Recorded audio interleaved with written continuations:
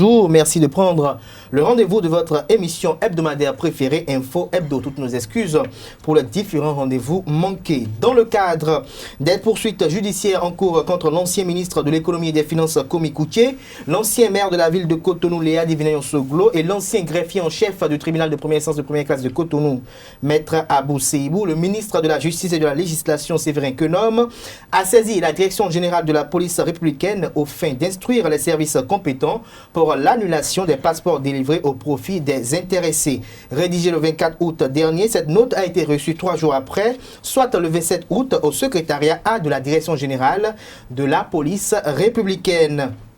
Et puis toujours cette semaine, le ministre de l'Intérieur a accordé 3 mois aux motocyclistes pour acheter et placer leurs plaques d'immatriculation à l'arrière de leur moto. Ce délai de grâce a été octroyé pour éviter les désagréments inutiles aux populations qui ont été nombreuses, dont les motos ont été saisies par les éléments de la police républicaine pour absence de plaques d'immatriculation le week-end dernier. Une opération qui a démarré dans la soirée du vendredi 24 août dernier de manière inopinée et dont l'effectivité en 3 jours a conduit à l'arrestation de centaines de motos.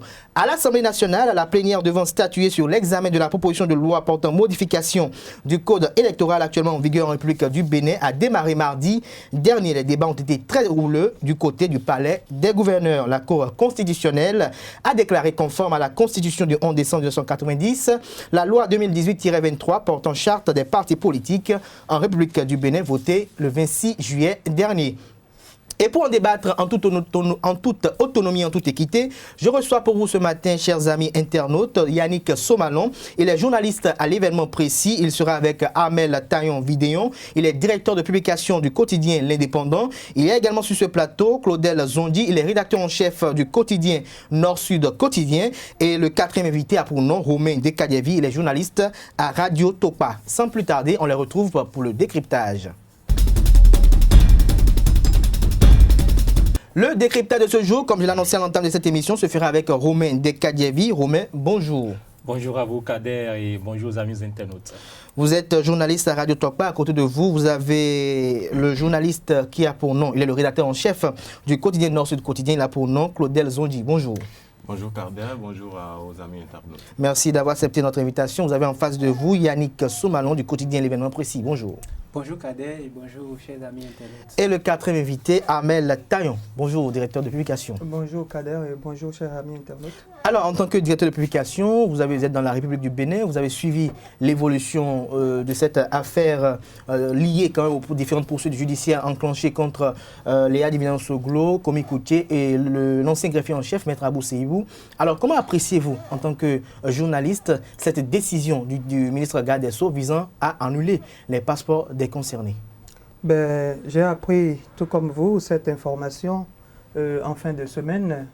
Je me suis dit que le gouvernement est toujours dans sa droite ligne de lutte contre la corruption.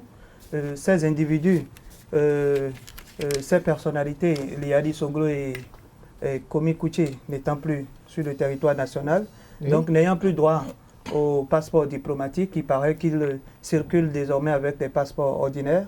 Et donc, je crois que le gouvernement... C'est important et impératif d'annuler ces passeports. Selon les dires du ministre, seul le gouvernement a les raisons, encore que ces dossiers par rapport à ces deux personnalités sont devant la juridiction. Et par rapport, en ce qui concerne le greffier en chef, nous avons eu vent des malversations,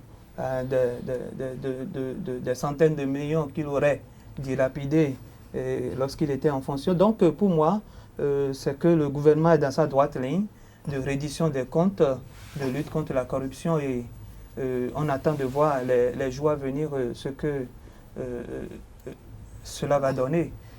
Déjà qu'il y a déjà des réactions de la part de ces personnalités.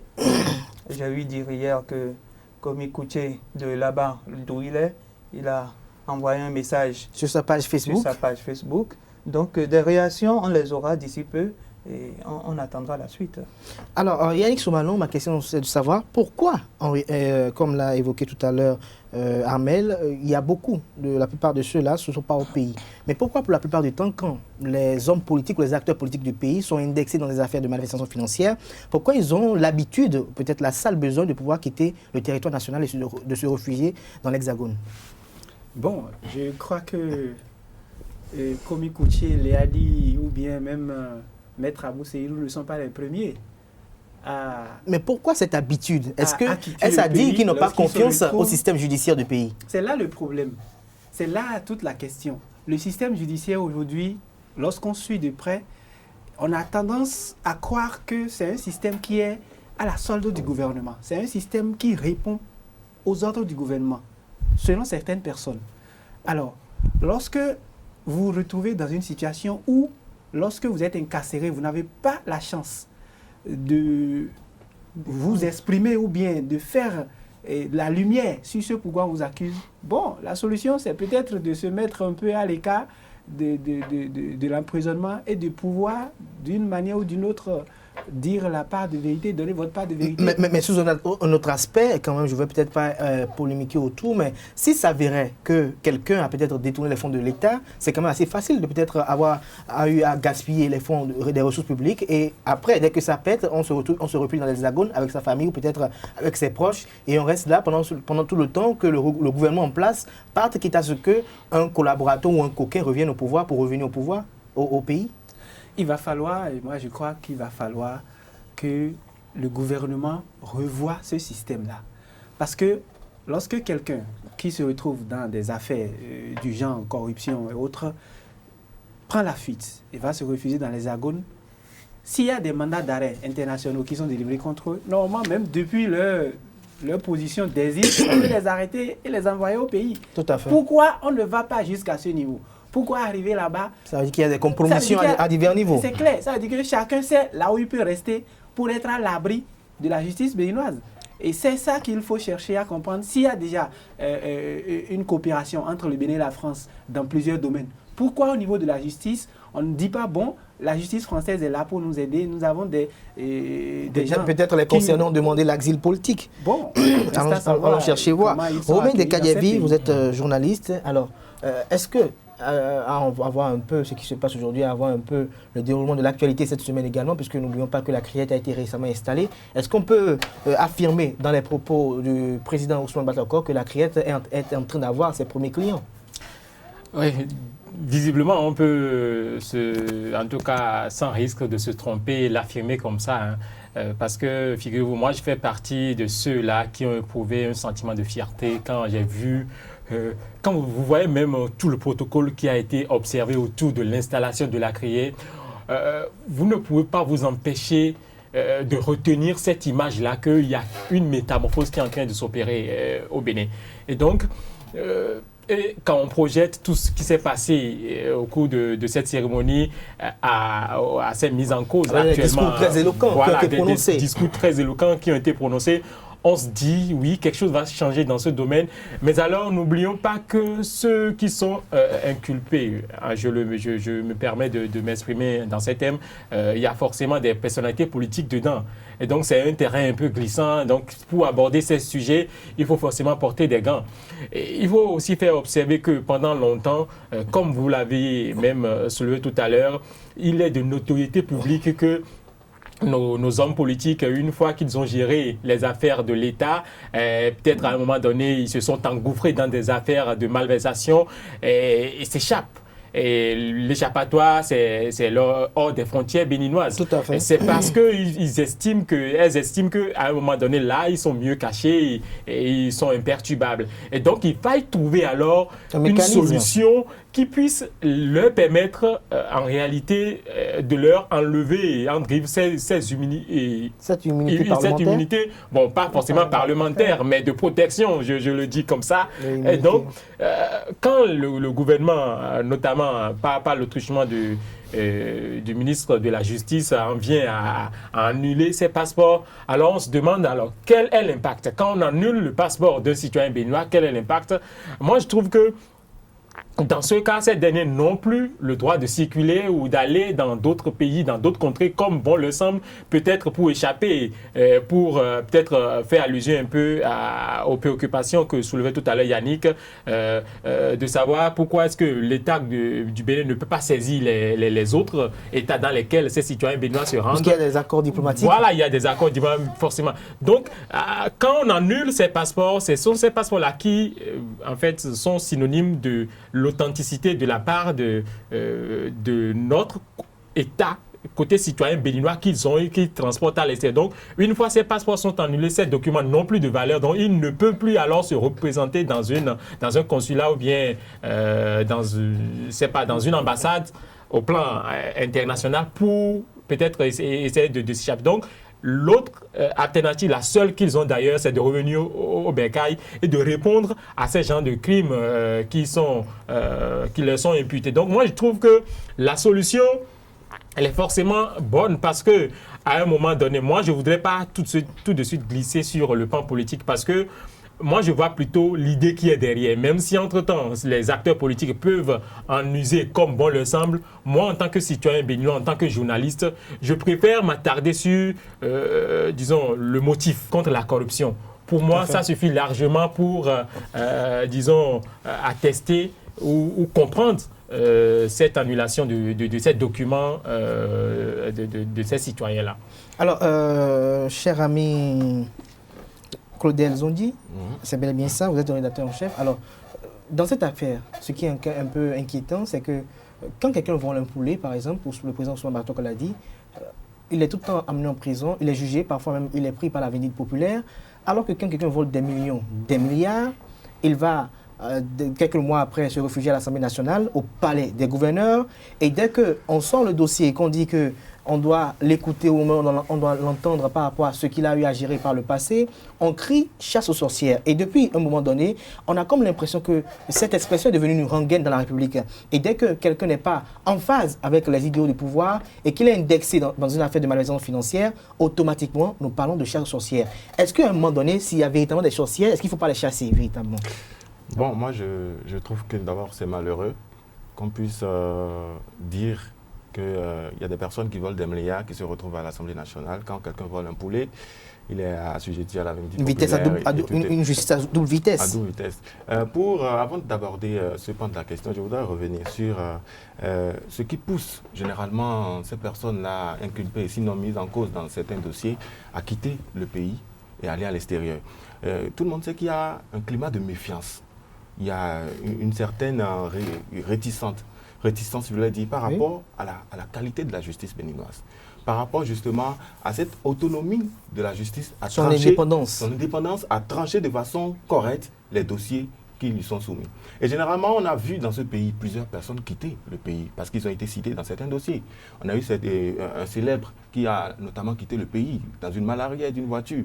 Mais parce qu'on se rend compte que quand la justice est d'un côté, c'est comme si c'est une justice pour deux personnes. Il y a des personnes qui sont bien protégées, c'est-à-dire qui sont dans le camp du gouvernement et qui ne sont pas touchées. Mais par contre, ceux qui sont à l'opposé, c'est comme si la justice, c'est pour elles et ces personnes-là ne voient que eux qui ont mal géré. Et aujourd'hui, quand on annule le passeport de Léadi Soglo, de Komi Kouché et du maître Abou Seydou, moi je pense qu'il n'y a que le ministre Komi Kouché qui soit la victime dans cette affaire-là, parce que Léadi Soglo a un passeport, a une double nationalité, il a un passeport français également. Quand on annule le passeport béninois, ça veut dire qu'il peut librement circuler avec son autre passeport. Idem pour le maître Abou Seydou. Donc je pense qu'eux, ils ne sont pas directement assujettis par rapport à l'annulation de ces deux passeports-là. Il n'y a que notre ministre Komi Kouché qui a une seule nationalité, qui est la nationalité béninoise. Donc en matière de chasse aux sorcières, moi je pense que si quelqu'un est cité dans un dossier où on le cite, je pense que le mieux à faire, c'est de venir répondre. Le mieux à faire, c'est de répondre. Mais quand on est aussi méfiant par rapport à la justice, par rapport à la qualité justement de juger de façon impartiale, justement les dossiers-là, on a tendance à se cacher. On a vu notamment ici l'honorable Atao Renouho, mais quand il était à l'extérieur, quand il avait fui, mais personne ne l'avait eu. Mais il a suffi qu'il revienne, mais depuis, il est gardé. Donc, bon, je ne voudrais pas interpréter, je ne voudrais pas verser dans ce que tout le monde appelle une justice unijambiste, une justice qui ne se tourne que vers les personnes de l'opposition, non. Mais je voudrais dire, il faudrait que la justice arrive à convaincre, arrive véritablement à prouver qu'elle peut juger de façon impartiale pour avoir la confiance de tout le monde. Et là, dès que quelqu'un est cité, on peut aisément faire confiance à la justice et dire, bon, je me présente, voilà, vous m'accusez de telle chose, je suis blanc comme neige, voilà, vous pouvez en déduire les preuves. C'est ce que Alors, je voudrais dire. Ahmed Taillon, quand tu suis un peu l'argumentaire de Claudel, ça remet en cause, ça met en cause en fait l'impartialité, la question de l'impartialité de la justice, du système judiciaire béninois. Parce que effectivement, on a des raisons de se poser des questions, même si on a le DG Babalola qui est pris dans une affaire de malversation financière, il y a aussi Antoine Dayori qui est inculpé dans une affaire de malversation financière, mais il y a quand même ces anciens ministres du régime défunt qui sont aujourd'hui des membres très actifs du bloc de la majorité parlementaire, qui ont eu aussi à gérer des choses et dont les noms ne font que retentir au niveau de plusieurs dossiers, que ce soit Maria Gleta, que ce soit Tribunal Gaz, que ce soit ICC Services, et même parfois même d'autres dont les noms sont cités dans cette affaire sulfureuse et mystérieuse de Dan Ivor. Alors pourquoi ceux-là ne sont pas interpellés? Pourquoi ceux-là, il n'y a pas une procédure pour lever leur immunité parlementaire? Le cas récent, c'est par rapport à l'honorable Dakwe Sossou. Pourquoi, en ce qui concerne ces derniers, pourquoi il y a toujours un calme plat qui inquiète?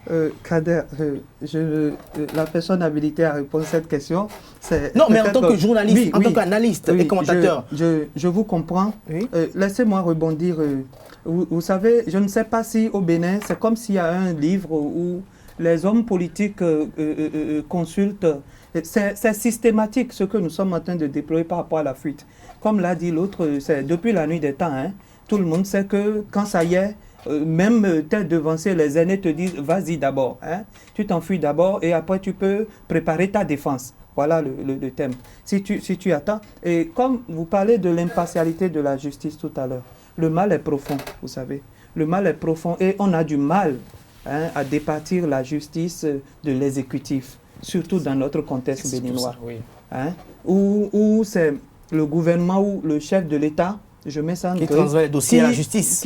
Non, pas nécessairement. Le ministre de la Justice qui transmet des dossiers au procureur. Vous voyez? Et quand on sait que c'est le même procureur, le même ministre qui a nommé le procureur, on a du mal à départir les sujets. Comme vous l'avez si bien dit. Ils sont assermentés. Néanmoins, oui, mais ce sont des hommes. D'accord? Des hommes nommés. Donc, qui doivent allégeance entre griffes. Vous voyez?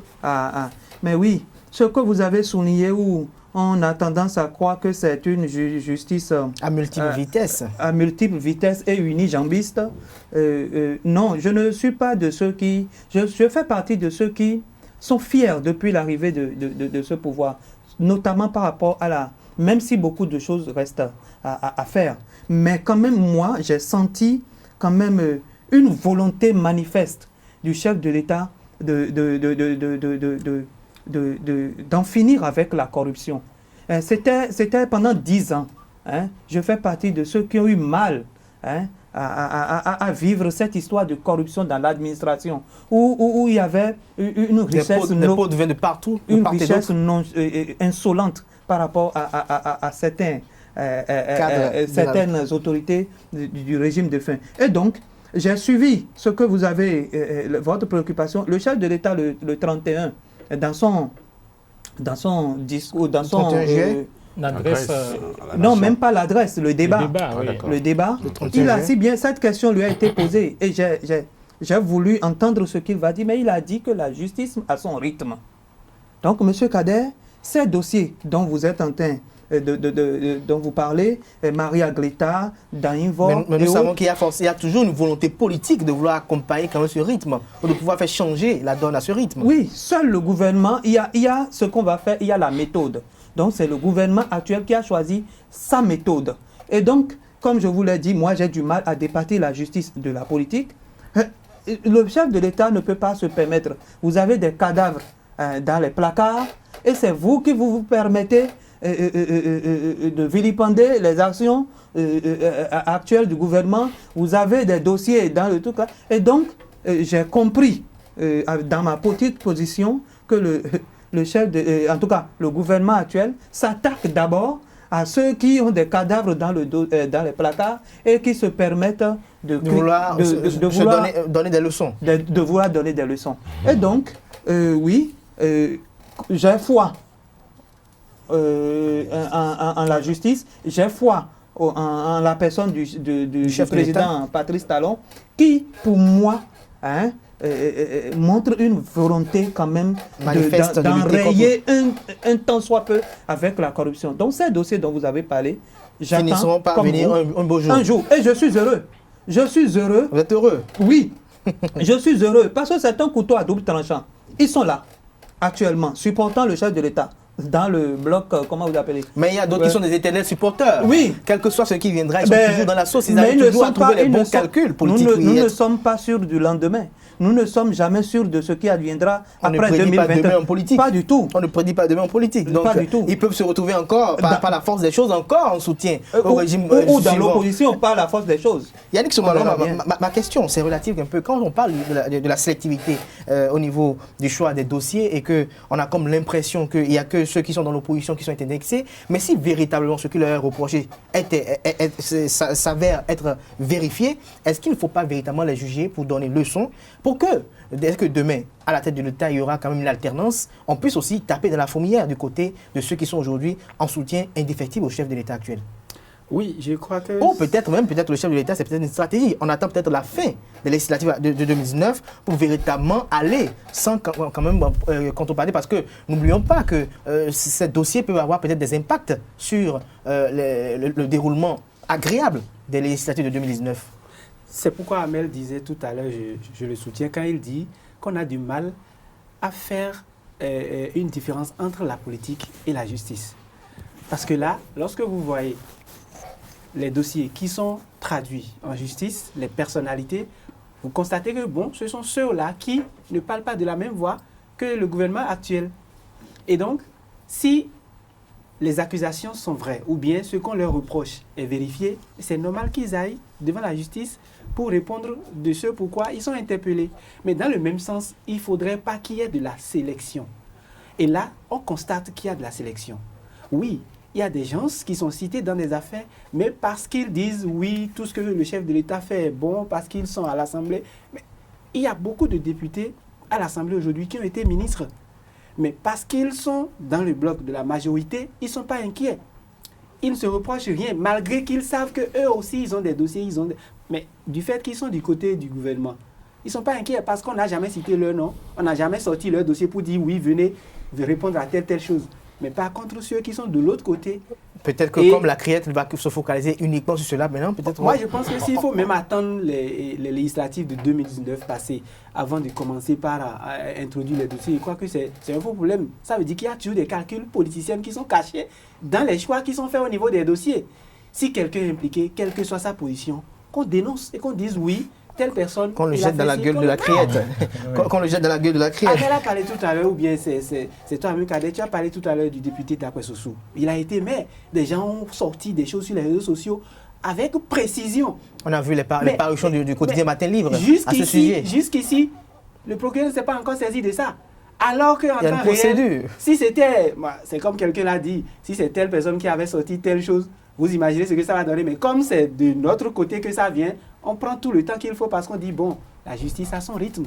Moi, je crois que chaque régime amène sa stratégie et évolue selon ses ambitions. Si le gouvernement veut rester dans la posture d'avoir le nombre de députés qu'il faut en 2019 pour pouvoir contrôler le Parlement comme il le faut, parce que même si actuellement il le contrôle, ce n'est pas du tout à cœur joie, parce qu'il y a toujours des surprises et des remous. Donc, moi, je dis... Peut-être qu'ils sont dans le calcul, ils savent ceux-là qu'il faut envoyer pour l'instant à la justice, ceux-là qu'il faut garder dans le giron afin de bénéficier peut-être de leur électorat ou bien de leur popularité pour pouvoir s'en servir pour les jours électoraux prochains. C'est un bon combat. Alors, Romain Dekadievi, il y a une chose qui m'a fait beaucoup rire cette semaine. J'ai vu un titre à la une d'un Canard cette semaine qui dit Komi Koutié, Patrice Talon, même destin. C'est-à-dire le Canard prédisait qu'en 2021, Komi Koutié serait le président de la République. Et donc, c'est pour cela qu'il a peut-être les mêmes ennuis qu'aurait eu Patrice Talon par le passé avec le régime défunt. Bon, c'est possible hein, quand on connaît les ambitions politiques de Kwame Ecouthié actuellement. Et qu'on analyse un peu de façon profonde les différents messages qu'il essaie de... et son activisme politique également. Vous voyez Kwame Ecouthié aujourd'hui qui totalement ne s'affiche pas. En fait, c'est ça. Quand, par exemple, suite à l'annulation de son passeport et des autres personnalités est mise en cause, il a juste dit que le combat continue, quelque chose du genre. Oui, il a un combat en vue. Voilà, le combat continue. Quel type de combat il veut nous dire? Il nous parle concrètement, on ne sait pas. Toujours est-il que, oui, Patrice Talon aussi par le passé a pris ses jambes au cou et s'est retrouvé de l'autre côté de l'hexagone. Et plus tard, on sait comment il s'est arrangé par l'aide de certains lobbies pour venir quand même pour retourner au pays. Pour retourner au pays. Donc, le dire, c'est pas une mauvaise prédiction. Sauf que, vous voyez, nous sommes dans un système politique et tout ce dont nous parlons maintenant, ça a trait à la politique. Et donc, quand on fustige le fait qu'il y ait des calculs politiques, moi, je ne m'émeus guère parce que nous parlons de la politique. La politique, c'est quoi? C'est trouver les moyens nécessaires qu'il faut pour pouvoir atteindre les objectifs qu'on s'est fixés. Donc il faut être prêt à tous les compromis. Justement, en fait, même tous les compromis sont possibles. Les calculs politiques sont possibles aussi. Tous les coups sont possibles. Les calculs politiques dont nous parlons actuellement, disons, le gouvernement a forcément besoin d'une majorité aussi forte que cela soit pour quand même conduire un certain nombre de projets. On a vu combien par le passé déjà le projet de révision de la Constitution a bu de l'eau, tout simplement. Une seconde introduction n'a pas prospéré. Donc, avec tous ces calculs, vous ne pouvez pas vous empêcher de voir un gouvernement changer de fusil d'épaule et notamment en ce qui concerne la poursuite d'un certain nombre de personnalités et qu'on parle de sélection, c'est tout à fait normal. Puisque, en fait, quand vous allez demander à ce chef d'État, est-ce qu'il a pu atteindre ses résultats? Il ne pouvait pas atteindre ses résultats si, à un moment donné, il avait en face des opposants une classe d'opposition qui est forte et qui est prête à souder, qui partage la même vision aussi. Parce qu'il faut noter que du côté de l'opposition, également, on a comme l'impression qu'il n'y a pas une synergie d'action et que chacun se revendique, en fait, le mérite de ses actions. Et non seulement ça aussi, il faut trouver quand même une enzyme qui pourrait quand même dynamiter tout ce qui est là pour permettre quand même que l'eau coule et de restaurer le système. Et restaurer son système pour que en tout cas tous ces combats soient couronnés de succès. Donc c'est de ça il s'agit. Qu'on prenne par exemple par l'Assemblée nationale ou bien qu'on retombe dans la justice et même au niveau des médias, je pense que le combat c'est tout à fait naturel parce que en 2021, Patrice Talon, même s'il dit qu'il ne veut pas faire de la popularité ou qu'il ne veut pas être populaire, il a son dessein, il a son objectif bien caché et que il a, je le lis quand moi je le vois, lui-même il a dit qu'il aime quand on l'épaule, on le magnifie. Donc, quand quelqu'un a ce regain-là de fierté en lui, ne vous étonnez pas de le voir en train de poser des actions pour atteindre ses objectifs parce que à terme, on dira que c'est grâce à Patrice Talon que tel résultat ont été obtenus sous sa mandature. Tout à fait. Et donc, il aime avoir le mérite de ses succès. Voilà, donc moi j'ai analysé l'homme politique dont on parle aujourd'hui. Vrai animal politique. Avant, je me mettais dans tous mes états quand je vois certaines actions politiques, mais je me dis non, en tant que journaliste, analyste politique de surcroît, il faut quand même se recroqueviller parfois et observer ce que présentent ces acteurs politiques-là. Et en conclut, juste après, c'est tout. Moi, je peux dire quand même que j'ai noté que le président Patrice Talon exerce le pouvoir dans toute sa plénitude. Alors, Claudel Zondi, à quoi pouvons-nous nous attendre désormais dans ce dossier? Bon, moi, je me réjouis d'abord parce que, comme l'a dit Armel, il y a déjà un début. On sent véritablement qu'il y a une volonté. Même si ça commence par les uns, ça ne finira pas venir vers les autres. Donc, je me réjouis qu'il y ait un début. Qu'on ait déjà levé l'immunité de certains députés. Mais c'est une première. Mais attendez, c'est quand même un événement. C'est une action salvatrice. Si, qu'on lève l'immunité de parlementaires, de députés, c'est quand même grand.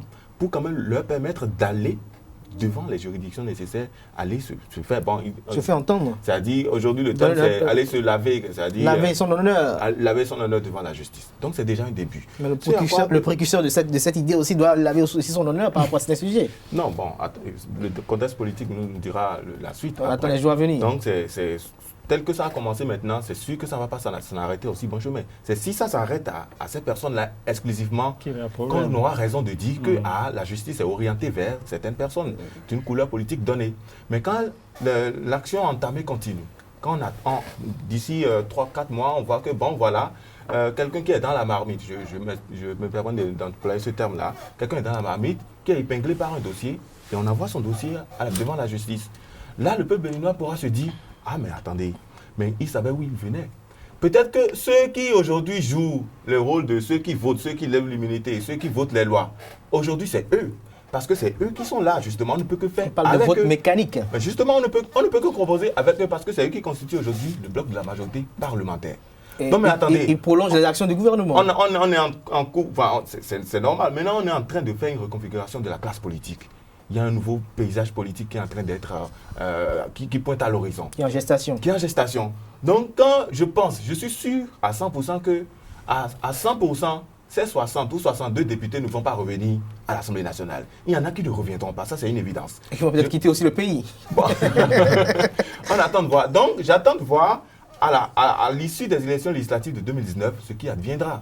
Est-ce que nous allons poursuivre dans la même lancée? Qu'est-ce qui va devenir? Comment est-ce que la classe politique sera reconfigurée? Ce n'est qu'après ça qu'on peut définir la suite des dossiers, quelle suite on peut donner à ces différents dossiers. Nous allons patienter pour voir un peu ce que les jours à venir vont nous réserver par rapport à ces dossiers liés à Léa Diviniano-Soglo, Komi Kouché et Maître Abou Seibou.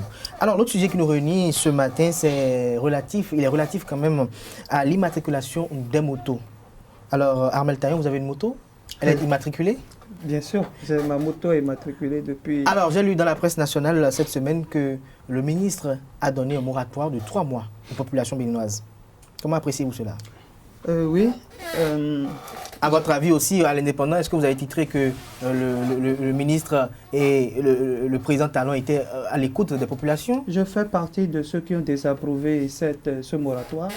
Oui, je fais partie de ceux qui ont désapprouvé ce moratoire. Parce que pour moi, c'est... non, il ne fallait pas donner ce moratoire. Non, il fallait procéder autrement. Parce que... il fallait procéder autrement d'ailleurs, d'accord, pour faire comment vous appelez, des contrôles inopinés serait mieux, hein, jusqu'à la fin de cette année, que de donner du 1er décembre. Je suis sûr, parce que je suis sûr que ils ne vont pas tempérer. Beaucoup, le résultat escompté, ils ne l'auront pas. Et le tollé général, il y en aura encore au début du mois de décembre. Vous voyez, j'ai constaté ce gouvernement dans la quête, hein, des ressources, dans la quête des ressources internes, trouve les moyens dans presque tous les secteurs. Mais l'immatriculation ne vient pas de ce gouvernement, d'accord? C'est depuis le régime précédent. Voilà. Et donc, j'ai constaté que nos compatriotes béninois, hein, dans la majorité, sont têtus. Vous m'excusez le terme, et ce n'est pas bien. Vous êtes aussi têtu peut-être? Non, je me suis mis dans les rangs depuis. Okay. Hein, d'accord. En tout cas par rapport à l'immatriculation de ma moto. Mais il se fait que nous sommes lents dans les habitudes. Hein, et il va falloir quand même se mettre au pas, hein, depuis 2014, hein, 2015, 2016, 2017, 2018. Vous voyez, et il y a des Béninois, la majorité d'ailleurs, se retrouvent encore avec des motos sans plaque. Au moment où c'était à 4000, je sais quoi, 4300 ou 4200. Non, c'est passé à 15 000 et quelques. Non, 11 500. Mais donc ils disent 15 000 parce qu'il y a quand même les coulisses. Il y a d'autres frais. Les frais qui ne sont jamais formels. 500. Vous voyez? Non, avec ce gouvernement, vous êtes sûr qu'il y aura des frais non formels. Je pense que la preuve est la rançon du droit. Tant que vous n'arrivez pas à apporter la preuve que vous avez remis 15 000 francs à l'intéressé, vous aurez des problèmes à vous défendre devant la justice. Yannick Somanon, ma question est de savoir un peu, est-ce que, en ce qui concerne ce moratoire qui a été donné, est-ce que vous êtes d'avis, comme Armel, qu'il fallait maintenir le caractère répressif pour que véritablement les populations puissent obtempérer de façon impérative? Oui. Je suis totalement d'accord avec lui. Il fallait maintenir le cap parce que le Bénin est têtu. Vous l'affirmez aussi. Celui qui achète une moto, qui va prendre une plaque, n'a pas de tête. Celui qui achète une moto mais qui néglige, est-ce que tu peux prendre un véhicule aujourd'hui et circuler dans Cotonou ou bien dans tout le pays sans plaque? C'est pas possible. Maintenant, là où moi je suis un peu gêné, c'est que c'est pas aujourd'hui que ce système va mal? C'est depuis Le régime défunt. le régime défunt. Pas le régime défunt, bien avant le régime défunt.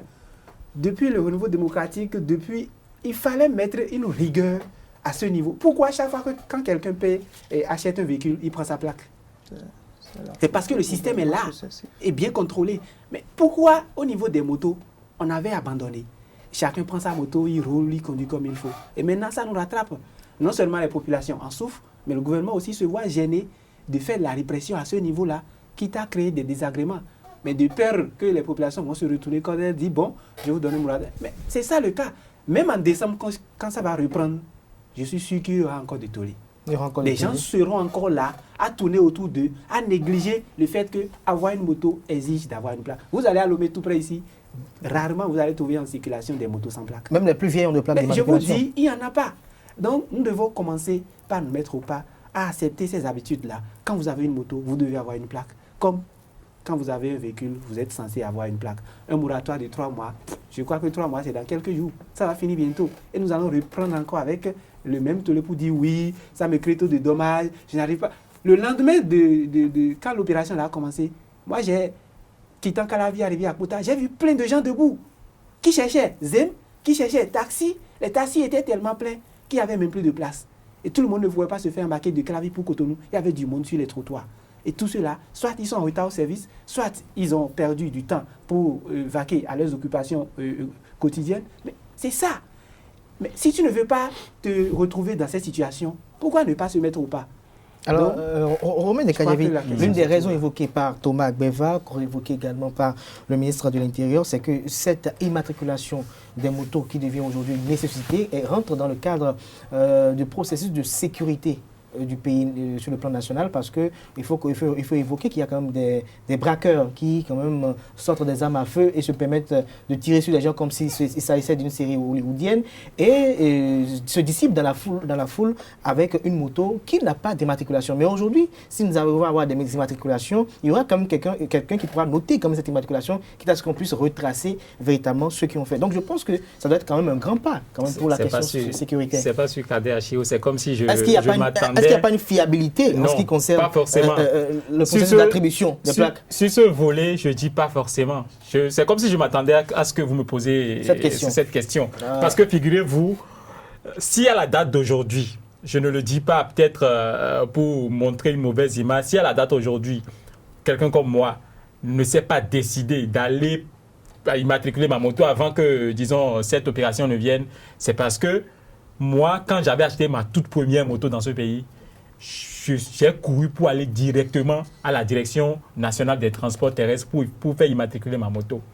Mais quand malheureusement, j'ai eu la visite de ces personnes mal intentionnées qui ont volé ma moto, que je suis allé le déclarer à la gendarmerie plus près de ma maison, jusqu'au jour d'aujourd'hui, jamais quelque part on m'a appelé pour me dire que la trace de votre moto a été retrouvée quelque part. Jamais été aussi victime. Tout et tout. Mais, donc, on le prend sportivement. Justement, pour dire quoi, qu'on nous écarte complètement le volet, parce que j'ai l'impression que le système d'immatriculation ne fait pas encore partie intégrante de tout le corpus. Mais ça va contribuer. Bon, si peut-être, peut-être sous la rupture, les choses changent entre griffes.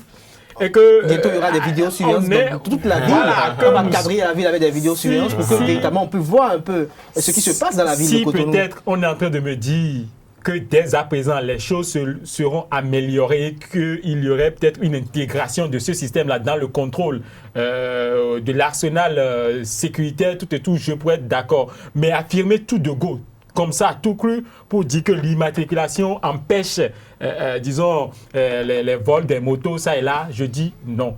Ceci dit, Yannick l'a dit, en fait, c'est parce qu'à un moment donné, le système même a instauré ça. L'État central a favorisé cet état de choses. Parce que les motos en question, elles ne prennent pas, disons, une douane. Pourquoi déjà, depuis la douane, le directeur pas... Agbeva, il a dit maintenant que depuis un certain temps, il a pris c'est contact maintenant que ça vient, alors. avec son collègue des douanes pour que véritablement il puisse avoir une synergie d'action à ce niveau. D'où mon assertion est vraie. Pour dire que par le passé, nous avons eu un système qui a habitué les citoyens à cet état de choses, même si certains, comme moi, à un moment donné, ont cru devoir vite immatriculer leur moto, l'ont fait, et que par la force des choses, ils se sont vus arracher leur moto par ces personnes mal intentionnées, l'État devrait, depuis la base, dédommager. Non, je ne parle pas de dédommage. Je ne parle pas de dédommagement. Donc, en fait, c'est là que le mal est parti. Donc, je vois que le moratoire, contrairement à ce que dit Amel, qui le désapprouve, moi, j'approuve ça parce que vous avez vu, aussitôt l'opération a commencé, on n'a pas tardé à parler de recherche de gains pour financer le pour péager. financer le péager. Donc, moi, je me dis, lançant ce moratoire, c'est une manière pour le gouvernement de prouver réellement que son objectif n'était pas là, mais plutôt l'objectif, c'était d'amener le citoyen délibérément à aller immatriculer sa moto. Et la suite encore m'intéresse davantage. Normalement, ceux qui se sont fait déjà épingler, que leur véhicule a été arraisonné et déposé au niveau du commissariat. On les a demandé d'aller récupérer sans frais. Sans frais. Donc c'est une volonté. Ce volet-là encore m'intéresse davantage pour montrer réellement. Je ne sais pas si politique encore c'est une action politique, je ne sais pas parce que, figurez-vous moi... Nous sommes à quelques mois des législatives tout et donc ce que fait le gouvernement peut-être quand même est récupérable. Politique. Vous voyez donc, c'est cet aspect qui m'a davantage plu, puisque Yannick aussi le disait, quand on a démarré l'opération, vous avez vu combien de motos ont été arrêtées courant ce week-end tout court. Imaginez que c'est en pleine semaine de travail. Il n'y aurait plus de motos en circulation. Quel impact ça pourrait avoir sur les lieux de travail? Donc, autant de choses en tout cas, qui me font approuver quand même ce moratoire qui a été donné par le ministre de l'Intérieur. Alors, Claudel, Armel disait qu'il y aurait sa moto en circulation, il y aurait aussi la vôtre en circulation? Il y aurait aussi la mienne en circulation. Alors, pourquoi ces frais sont partis de 4 000 et quelques à 11 000 et quelques, à votre avis? Parce qu'aujourd'hui, l'une des doléances les plus amères que les populations revendiquent ou brandissent, c'est qu'elles exigent quand même qu'il y ait quand même une réduction des coûts, vu la morosité économique qui est quand même assez ambiante. Bon, moi, je ne pense pas que ce soit seulement les frais d'immatriculation qui soient élevés. Aujourd'hui, pour faire un casier judiciaire, pour faire autre chose, les paysages et autres, là, tous les coûts sont en train d'être élevés. Donc, c'est à tous les niveaux. Moi, je pense que, bon, ça, c'est l'évolution des choses. Si vous avez déjà de l'argent pour acheter une moto à 400 000, 450 000, trouver 11 500 pour faire immatriculer votre moto, ça ne va pas poser problème. Tout à fait. Moi, je l'ai fait il y a 4 mois environ, mais heureusement, le système a été mis en place pour que... à l'achat de la moto, vous payez en même temps les frais d'immatriculation. Et là, vous n'aurez plus à aller maintenant à la direction pour pouvoir payer maintenant. Vous payez à l'achat. Dès que vous payez à l'achat, on vous remet une quittance, un récépissé qui vous permet d'aller déposer toutes vos pièces pour avoir la carte grisée, avoir votre immatriculation. Et je pense que dans l'espace de 2 semaines, ce problème-là est réglé. Donc, je pense qu'aujourd'hui, le système est mis en place pour que désormais les motos qui viennent soient immatriculées directement. Maintenant, je voudrais dire à Romain qui n'est pas le seul dont la moto a été volée. Il y a 2 ans, la mienne aussi. Moi, il y a 1 an, la mienne. Il y a 2 ans, la mienne. On a été tous des motos immatriculées, bien sûr. Oui, c'est donc ils aiment apparemment les journalistes, ces voleurs. C'est peut-être pour nous donner une leçon. Ils l'ont pris en décembre. Malheureusement, la mienne a été prise devant un camp militaire, devant une gendarmerie. Donc, on a une gendarmerie, c'était à la veille d'un 1er août, c'était il y a 2 ans. J'étais allé faire un petit reportage et je gagne ma moto. Il a reporté votre moto. Au vu aussi de tous les policiers et tous les gendarmes qui étaient présents, mais je reviens, je ne retrouve plus ma moto. Bon, j'allais me plaindre à qui? J'ai fait la déclaration, mais jusqu'à présent... Je voudrais ajouter que nous devons être alors heureux. Oui. Nous devons être heureux de cette opération parce que contrairement, peut-être, je suis d'avis avec Romain qui disait que de ne pas brandir la fibre sécuritaire de cette opération. J'en venais. Je suis heureux, nous devons être heureux que si ce sont les gouvernements successifs qui ont péché contre ce pays. Moi, je me plais à le dire. D'accord? Ce n'est pas Patrice Talon qui est en train de mal agir contre les populations béninoises. C'est mon avis. Et vous le partagez avec nous. Voilà, je voulais Donc, justement par rapport à cette question de laisse-moi finir. sécurité-là. Il avait la parole, l'observateur de la Allez-y, très Non, mais c'est rapidement. pour dire que ce Claudel. n'est pas systématique. Ce n'est pas parce qu'aujourd'hui les motos sont immatriculées que d'office, on ne pourra plus voler de motos. Mais on aura une idée quand même. Bon, on aura une idée, c'est vrai, mais ce n'est pas systématique. Je voudrais attirer l'attention des Mais populations. il y aura une là-dessus. réduction quand même. Il y aura quand même une réduction. petite réduction, Donc, il ne faudrait pour pas que les gens s'attendent à négliger leur moto, qu'on les vole, et puis dire que, bon, voilà, comme j'ai immatriculé ma moto, c'est que d'office, les policiers doivent me le retrouver. Donc, je voudrais insister là-dessus. Maintenant, la suite. Je voudrais justement dire que le moratoire accordé est intéressant. Je pense que c'est bienvenu. Parce que ça va à Parce que- l'écoute de son peuple, le directeur Bon, moi, général je de ne voudrais la pas nationale verser. intéressée à l'écoute Vous de son savez, peuple. c'est des Oui, récupérations c'est la titre politiques. que nous avons vu. C'est des récupérations politiques. Vous savez, devant chaque sujet, devant chaque développement de l'actualité, il y a toujours une manière de récupérer selon comment les populations reçoivent l'information. Moi, je voudrais dire tout simplement par rapport au moratoire que ça règle en quelque sorte un début de problème. Parce que ça permet à certaines personnes, il y en avait qui n'avaient pas, disons, 1000 francs pour pouvoir se déplacer. C'est-à-dire dès que la moto a été reprise. Parce qu'ils ne comptaient que sur leur moto pour pouvoir faire leurs courses dans la ville. Maintenant, il faudra leur donner quand même un temps d'aller à la recherche de ces 11 500. Parce que ce n'est pas donné. Oui. C'est pas donné. Il faut quand même, c'est pas un fonds qui est là, il faut puiser dedans, aller juste le faire. Il faut quand même se réorganiser pour pouvoir... Cotiser 5 000 francs par mois, Bon, pas par mois. ça donnera quelque chose. Pour pouvoir y Alors, aller. nous allons évoluer dans le débat. Armel Taillon, très rapidement, vous allez donner vos impressions par rapport à la décision de la Cour constitutionnelle qui déclare conforme à la Constitution la loi portant charge des partis politiques. Très rapidement. Ça Nous ne sommes me, pas le temps. ça ne m'étonne pas. Depuis un certain moment, la Cour constitutionnelle mise en place est en phase avec le gouvernement. On dirait qu'ils sont issus, ils sont issus du même ventre. Et donc, attendons-nous dans les prochains mois, oui, jusqu'en 2021 en tout cas, à ce que tout ce qui sortira du gouvernement, de l'exécutif, soit conforme selon cette Cour constitutionnelle. N'oubliez pas d'où vient le président de la seule Cour constitutionnelle. Et donc, on dirait que c'est tout ce qu'il a mis en gestation qu'on lui ramène. Il appose juste sa signature. Donc, il n'y a pas, Et donc, d'information en malgré quelque sorte. les remous et autres, La c'est caravane la avance. droite ligne, c'est ce qui est écrit. Le gouvernement actuel est en train de suivre ce qu'il a écrit depuis 2016. Alors, Yannick Soumalon, Non, il n'y a pas événement. il n'y a pas événement. Il n'y a pas événement. On peut continuer. Alors, ma question à Romain de Cadieux sera un peu plus spécifique. Quand on sait que le Bénin a opté dans sa constitution du 11 décembre 1990 pour le multipartisme libéral et qu'aujourd'hui on veut forcer les gens et les obliger à aller aux grands ensembles, est-ce qu'il n'y a pas un peu inconstitutionnalité?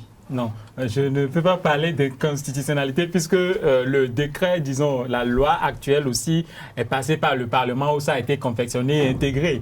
Donc, moi, de ma position, je ne peux pas parler d'inconstitutionnalité. Encore que le regroupement de partis politiques, c'est des choses qu'on a souhaitées depuis longtemps. Maintenant, c'est quelle forme cela est en train de prendre dans cet arsenal juridique, c'est ça qui pose problème, où il faut désormais avoir 1155 adhérents pratiquement pour constituer un parti politique plus représentant, en tout cas qui soit représentatif au plan national, aux yeux de l'État pour bénéficier du financement. Pour bénéficier du financement. Et ça aussi, c'est pas fini. Il faut aussi le 1/5.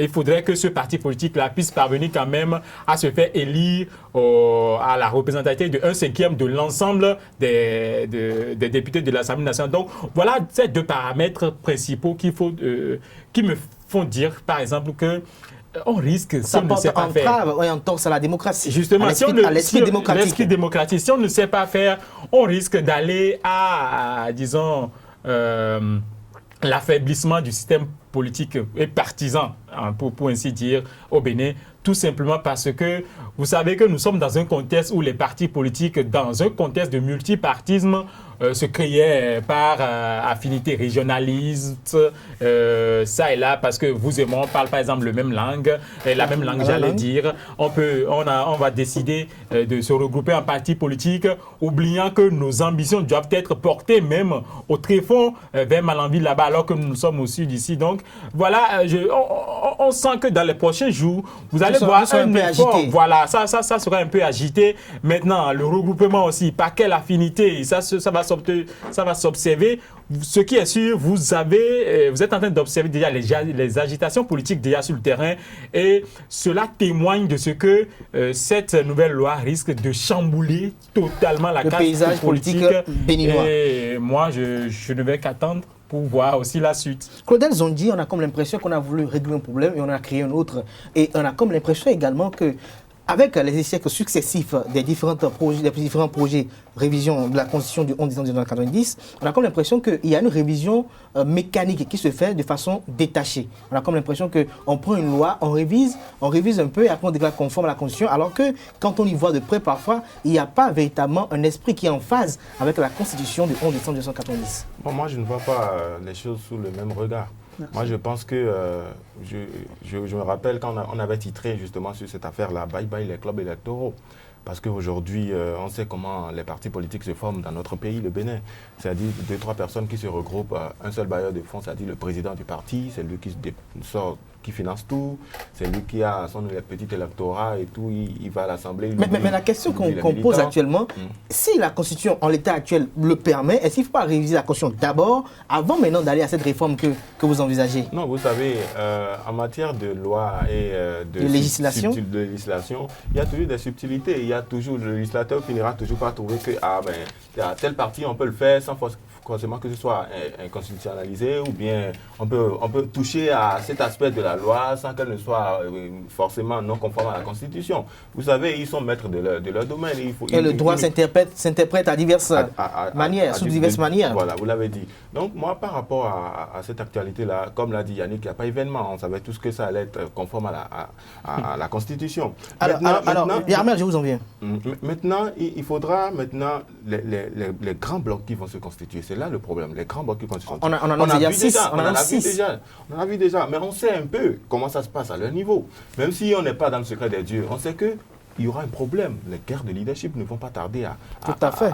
Quand on sait un peu ce qu'est devenu la présidence d'un parti politique ou d'un regroupement politique. Ouais. Mais ma question à vous, à Meltaillon, c'est de savoir à quoi nous allons nous attendre les jours à venir. À quoi nous allons nous attendre? Nous allons nous attendre à un chamboulement de la classe politique béninoise. Comme l'a dit Claudel. Mais Romain aussi l'a répété. Romain aussi l'a dit. Moi, je ne sais pas. Je ne voudrais pas défendre les hommes politiques. Nous sommes en train de défendre quoi? Regroupement politique. Ce sont eux-mêmes, ce sont nos représentants qui sont là-bas. Ce sont eux-mêmes qui sont en train de modeler leurs choses. Donc, je ne vois pas pourquoi vous voulez défendre, pourquoi vous parlez d'esprit démocratique ou pas. Le président de la République a voulu réviser la Constitution. Vous dites que vous ne pouvez pas. Alors il a trouvé des subtilités, des aspects du truc qu'il est en train de traduire en loi pour faire passer. Mais c'est cela la chose. Vous dites s'il ne fallait pas réviser la Constitution avant de... Mais non, il a voulu déjà... J'ai comme c'est un stratège, comme vous l'avez dit. Un compétiteur né. Il est en train de vouloir gagner la compétition apparemment. Donc moi, toujours dans ma rédaction, je ne me mets jamais en position de défense des hommes politiques. Ils sont ce qu'ils sont. Ils ne réfléchissent parfois pas, on a comme l'impression. Et c'est un couteau à double tranchant. L'autre l'a souligné tout à l'heure. Aujourd'hui, c'est les uns. Demain, ce sera les autres. Les lois prises, ce sera à l'encontre des uns d'aujourd'hui. Et les autres vont. Donc, je vais savoir, vous, Armel Taillon, justement en parlant de législation, nous avons le code électoral qui est en étude au niveau de l'Assemblée nationale. Nous avons suivi un peu les débats au niveau du Parlement, mais vos appréciations, elles sont lesquelles? Oui. J'ai eu dire depuis hier que ça chamboule là-bas déjà, la minorité parlementaire, comme on peut s'attendre, est en train de donner sa voix, et voyant déjà pointer à l'horizon cette loi passée. Mes appréciations, nous sommes dans l'attente. C'est eux qui sont toujours à la cuisine et qui nous sortent des lois. Et apparemment, ces derniers temps, c'est des lois mécaniques, ça passe. Mais comme je vous l'ai dit, ils vont créer leurs choses. Ça va les attaquer. Ça va se retourner contre eux. Contre ceux qui sont dans la minorité aujourd'hui. Et demain, les autres aussi vont se retrouver dans la minorité. Et le cycle va continuer. C'est un vrai cirque. Oui, c'est un vrai cycle. Un cycle infernal. Et c'est la population qui en pâtisse. C'est le peuple, ce vrai peuple.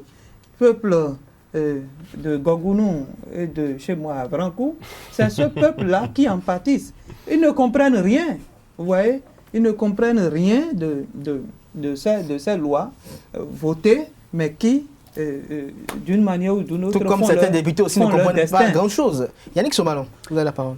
Oui, le code électoral, c'était évident que les débats soient houleux.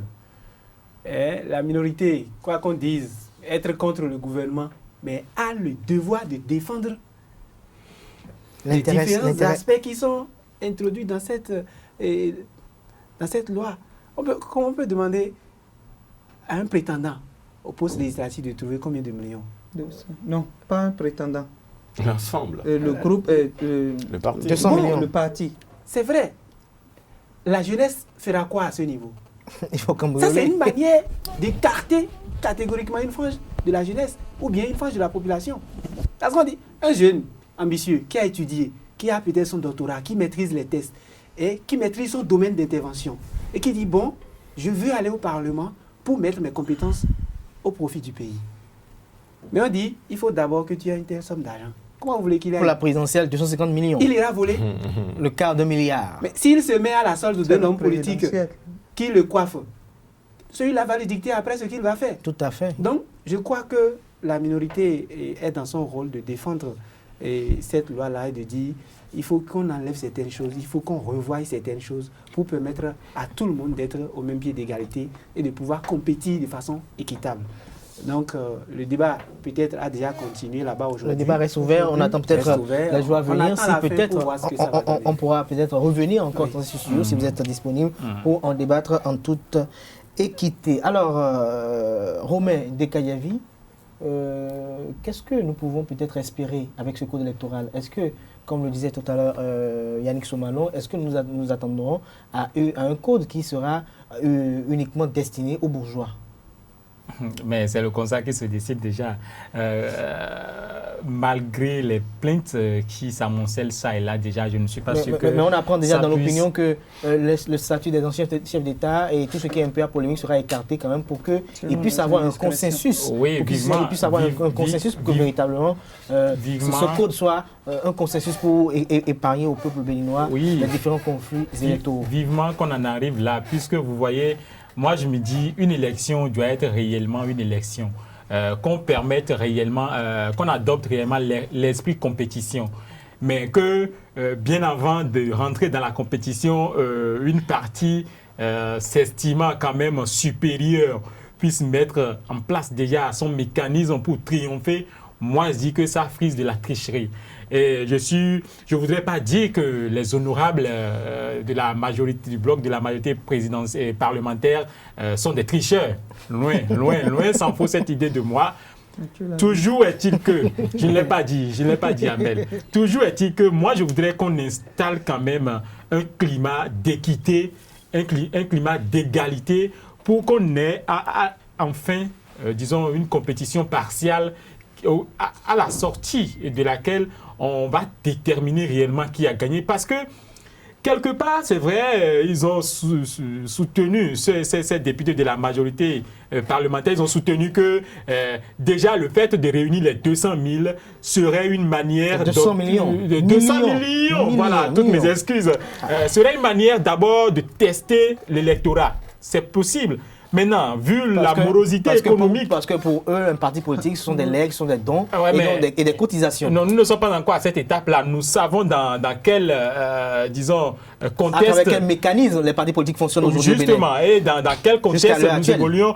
Moi, par exemple, qui décide de m'associer à un parti politique, n'allez pas me dire que forcément je dois cotiser de l'argent. Si, entre-temps, je n'ai même pas quoi nourrir ma famille à la maison, si je n'en ai pas, qu'est-ce que je vais faire? Alors, voilà que notre leader... Par patriotisme, vous allez le faire. Je ne peux pas le faire parce que je suis pas en mesure. Aussi. Je ne suis pas en mesure, Kader. Je ne suis pas, mais parce que d'abord, c'est difficilement, je parviens à me nourrir, à nourrir ma petite famille. Et vous me demandez parce que je suis patriote, mais le patriotisme aussi, c'est dans la poche. Pour m'envoyer, moi, à l'Assemblée nationale. Justement, pour vous envoyer, on suppose qu'on a un leader charismatique qui défend vaillamment nos idées, nos objectifs.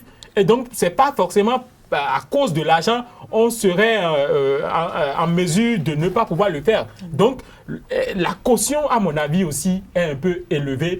Et j'espère, vu que ce n'est pas encore adopté, que les positions vont être aussi revues à la baisse dans le rang de ces députés-là pour que finalement on ait un code électoral taillé sur mesure pour tous les consensuel. Claudel Zonji, vous avez la parole. Moi, au cours des débats, il y a une partie qui m'a un peu fait sourire. C'est les débats qui ont évolué à un niveau où on a dit même les 200 millions dont on a parlé, on devait revoir la hausse parce que quand on fait la division par rapport au nombre de députés, nombre de sièges, c'est comme si c'est à peine 2 millions et quelques chaque député, c'est-à-dire chaque candidat doit cotiser. Maintenant, il faut ramener ça à 3 millions pour équiter les choses. Maintenant, ça fait à 249 millions, je voulais dire. Donc, moi, ça m'a fait sourire. Je dis, mais vous avez dit 200 millions, dans quelle république on est en train de s'alarmer. Vous voulez remonter ça encore. Bon, par rapport à cela... ils font allusion à leur compte en banque, qui est peut-être à des chiffres dont eux-mêmes ne maîtrisent pas. Non, quand on maîtrise la qualité des hommes qui sont actuellement au pouvoir, bon, je ne veux pas polémiquer là-dessus, mais on sait comment les partis politiques fonctionnent dans notre pays. On sait que c'est un président qui est le chef de parti, c'est lui qui apporte toutes les ressources du parti pratiquement, c'est lui qui finance les meetings, toutes les activités du parti. C'est lui qui décide qui doit être député ou pas. Sur la liste ou pas. Et ce n'est que ceux qui peuvent payer leur place qui arrivent quand même à se positionner sur sa liste à lui parce que c'est sa chose. C'est une boutique, apparemment. C'est comme quelqu'un l'a dit, c'est devenu comme une entreprise. Une entreprise où on a un chef d'entreprise qui embauche des personnes qui apportent des ressources à l'entreprise. Et c'est par rapport à la rentabilité de l'entreprise qu'on disperse les ressources. Mais aujourd'hui, qu'est-ce que nous remarquons? Quel parti politique aujourd'hui au Bénin a le pouvoir financier qu'il faut constituer pour pouvoir véritablement aller de façon cyclique, c'est-à-dire chaque 4 ans, aller à des élections? Je suppose qu'un parti politique, c'est aller à la quête du pouvoir et gérer ce pouvoir-là. Maintenant, nous avons tel que les élections se passent dans notre pays, nous avons les élections législatives 2019. Donc ce parti-là va débourser 200 millions. Oui. Ça, c'est sans les frais de la campagne et la campagne électorale. Donc, on en vient peut-être à 300 millions. Ça, c'est fini. Les élections locales sont là. On va encore débourser de l'argent. Et un an après, c'est les élections présidentielles. On va débourser maintenant 250 millions. C'est le seul parti là qui gère tout cela. Donc, en moins de 3 ans... Donc, ne soyez pas surpris que s'ils sont mandatés dans le gouvernement, qu'ils détournent pour pouvoir contribuer peut-être à la vitalité de leur parti politique. Des hommes à avoir maintenant des yeux rouges pour pouvoir détourner les ressources. Nous espérons que les jours à venir, on trouvera un mécanisme idéal pour que véritablement un consensus soit trouvé au niveau des différentes réformes, au niveau des différentes législations, parce que certes, il est opportun qu'il y a un besoin irrésistible de pouvoir revoir un certain nombre de choses dans le pays, mais il faut le faire de manière consensuelle. Mesdames et messieurs, c'est sur ces mots que je mets un terme à Info Hebdo de ce jour. Merci pour l'attention. C'était avec Yannick Somalon, il est journaliste à l'événement précis. Il y avait également sur ce plateau Armel Taillon-Vidéon, directeur de publication du journal L'Indépendant. Il y avait également Claudel Zondi, il est le rédacteur en chef du quotidien Nord-Sud Quotidien, et le 4e invité était Romain Dekadievi, journaliste à Radio Talk. C'était un plaisir de les avoir reçus pour vous, chers amis internautes. Merci pour l'attention et à samedi prochain par la grâce et la bénédiction divine. Bon week-end à toutes et à tous.